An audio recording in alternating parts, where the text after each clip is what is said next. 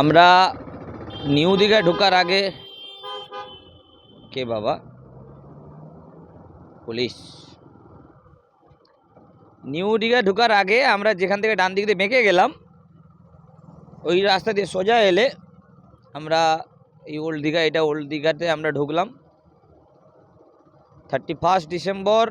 আর 31 ডিসেম্বরের দীঘার রূপ কিন্তু 31 ডিসেম্বরে অন্যান্য সময়ের থেকে একেবারে আলাদা। ভীষণ একটা বেশ সেজে ওঠা রব, গোয়ার মতোই যে চেষ্টা চলছে এখনও দীঘাটাকে করার।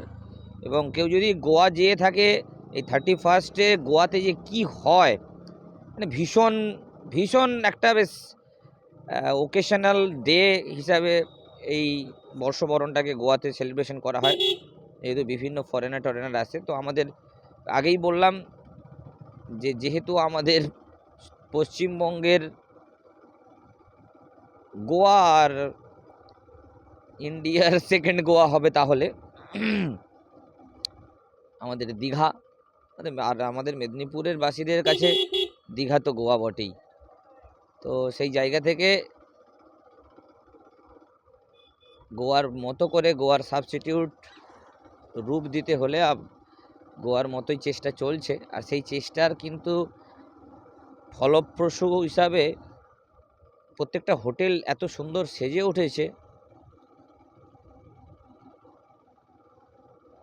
মোহনা পর্যন্ত আমরা চিন্তা ভাবনা করেছি যাব, দেখা যাক কতটা কি হয়। তেমন হয়, নাহলে আমরা পিছিয়ে ধার থেকে একটু টাইম করে আবার আমরা ব্যাকে যাব। এখনো স্নান করে উঠছে সবাই।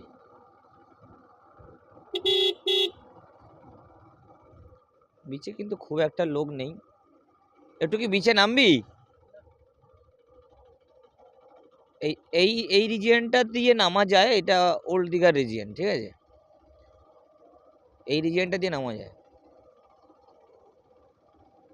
আমরা এখানেও থেকেছি, নিউতেও থেকেছি। আমার মোটামুটি নাই করে প্রায় 20 থেকে 25 বার হবে আমি দীঘা এসেছি। তার মধ্যে হয়তো 2-4 বার থেকেছি ওল্ডে, আর বাকি সময় গাড়িটাকে দেখে মোটামুটি রোড প্রেজেন্সটা ভীষণ ভালো। তো গাড়ির যদি ফিডব্যাক দিতে হয়, গাড়ির মডেল, লুকিং, গাড়ির গ্রুমিং, ওভারঅল কিন্তু গাড়ির রোড প্রেজেন্সটা অন্যান্য গাড়ির থেকে, তার থেকেও বড় কথা জন্টেস এমন একটা গাড়ি যে গাড়িটার নাম অর্ধেক লোক শোনেনি। তো রোড প্রেজেন্সটা ভীষণ ভালো।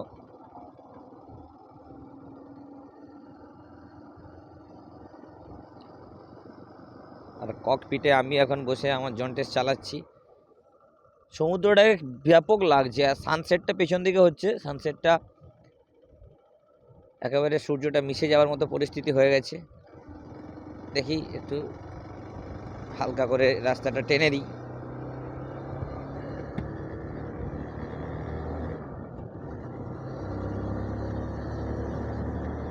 এইটাই মেরিন ড্রাইভ, বুঝলি?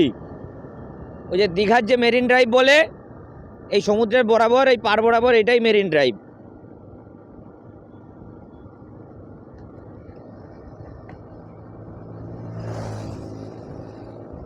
বাপ রে বাপ, ছাপড়ি ছাপড়ি।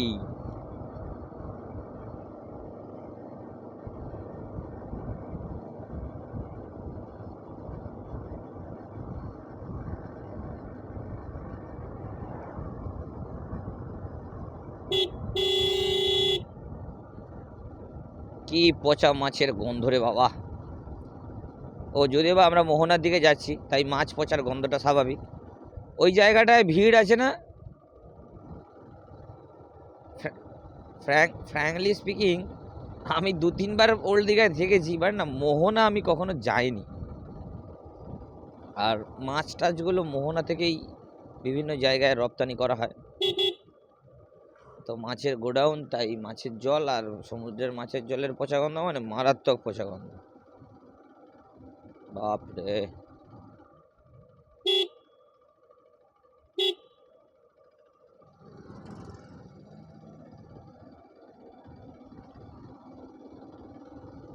সমস্ত লরিগুলো এখানেই লোড হয়।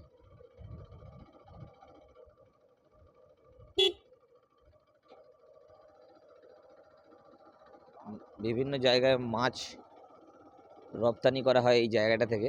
যত সামুদ্রিক মাছগুলো তোলা হয় এসে এখান থেকে বিভিন্ন রকম বিটিং সিস্টেম আছে এদের এখানে, প্রসেসিং হয়। আর প্রসেসিং হওয়ার পর এই মাছগুলো বিভিন্ন দেশে রপ্তানি হয়ে যায়। এপি এপি এপি ম্যাক্সিমাম সব এপি। এপি থেকে সব চাষের মাছ আছে, আর এখান থেকে সব নদীর মাছ এপিতে যায়।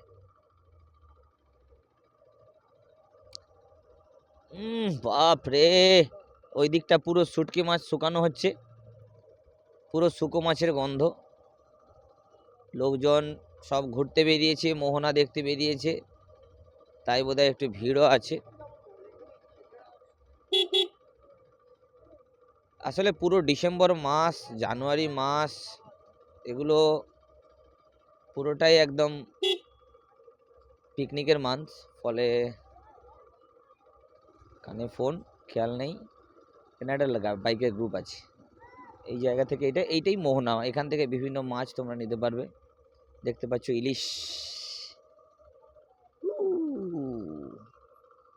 মাছ দোকান। আমরা একটু মাছগুলো দেখবো কি কি ভ্যারাইটি মাছ আছে।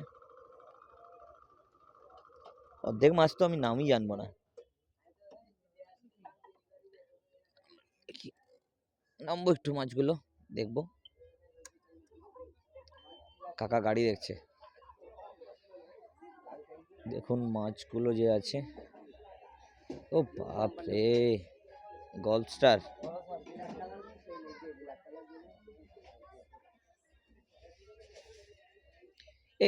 এইটা তো ইলিশ নয়, এটার নাম কি? চন্দনা, তাই না? কোনো মাছই খেতে মন্দ নয়, ঠিকঠাক ভেজে দিতে পারলে। পমপ্লেট গুলো সাইজ খুব ভালো সাইজ। কিরকম কিলো আছে এগুলো?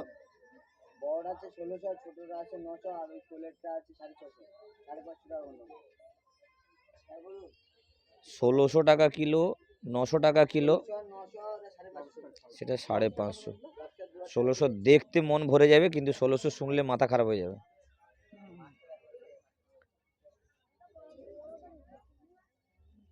দেখি আর একটা পাশে খোলা আছে দোকান, এদের ভ্যারাইটিটা দেখি। আমি ইলিশের মতো দেখতে এরকম চন্দনা তবে আগে দেখিনি।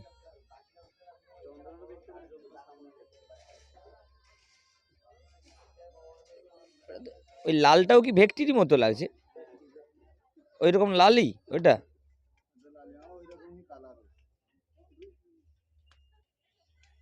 ভেটকি মাছটা দেখুন, আমি এরকম লাল ভেটকি দেখিনি।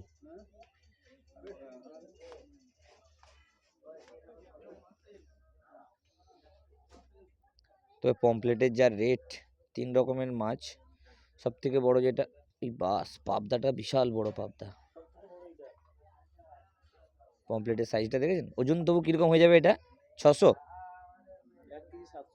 1 কেজি 700 আছে, দেখে মনে হবে না অতটা ওজন হবে। পমপ্লেটটা 1 কিলো 700। এইটা কিরকম বিট যায় আপনাদের? যাবে মানে 2200 টাকা কিলো। স্বাভাবিক, যে মাছ যেরকম সাইজ তার দাম সেরকম, যার আমদানি যেরকম। অত বড় পমপ্লেট সচরাচর পাওয়া যায় না আজকের দিনে। এইগুলো এইটাই মোহনা, তো এইটা এখানেই মাছ ওঠে আর এখানেই মাছ বিট হয়।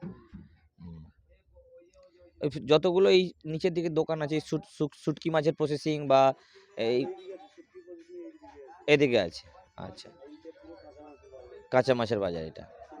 রোজ আড়ত বসে, পার ডে আড়ত বসে। বিকেলে কিছু কিছু মানে তোমাদের মতো যারা আছে যারা থাকে, নাহলে সকালে মেন আড়ত ভোরবেলা। এখান থেকে ওই এপি টেপি যে মানে যে লরিগুলো আছে সব অন্ধ্রপ্রদেশই যাচ্ছে না, শুধু আমাদের পশ্চিমবঙ্গের বিভিন্ন জায়গায় চলে যাচ্ছে। হ্যাঁ বলছি, হ্যাঁ আমাদের এই সমুদ্রের মাছ যাচ্ছে, তাই তো? আর অন্ধ্রপ্রদেশে বিলাসপুর মাছ আমাদের এদিকে আসছে। হ্যাঁ, ওই একই লরি মাছ নিয়ে চলে আসছে, ওই এখান থেকে সমুদ্রের মাছ নিয়ে চলে যাচ্ছে। তো মাছের ভ্যারাইটিগুলো আপনাদেরকে দেখালাম। যাই আমরা আবার ঘুরে ব্যাকে যাই। তুই কি যাবি মোহনার দিকে যাবি? হ্যাঁ চ, ওই বিচের সাইডে দাঁড়িয়ে আমরা একটু বিচে বসবো, চ, তারপর ওদেরকে ফোন করবো।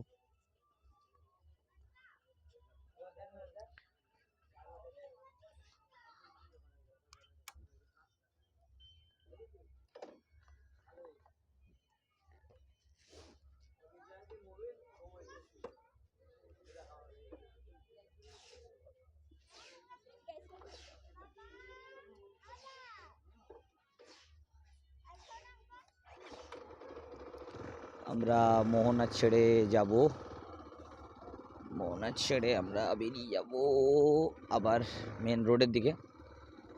আমি অনেকদিন মোহনা আসবো আসবো করে ভাবি, কিন্তু আসি না, আসার সুযোগও হয়নি। আমি ওল্ড দীঘাতে ছিলাম 2-3 বার, কিন্তু মোহনা আসিনি। নিজে মাছ খুব কম খাই, তাই মাছের প্রতি আসক্তিটাও খুব কম। কিন্তু অনেকেই মোহনায় আসে, মোহনায় এসে মাছ কিনে নিয়ে যায়, বা যারা নিজেদের মতো করে রান্না বান্না করে খেতে চায় তারাও মাছ কিনে নিয়ে যায় মোহনা থেকে।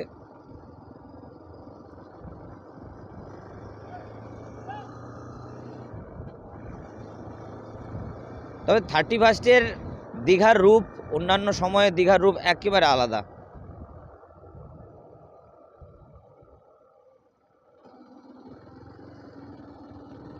এই দিকটা অবশ্য সমস্ত মানে ফিশারম্যান বা ফিশ কালচারের সাথে যুক্ত, তাদের দিকে দেখতে পাবে।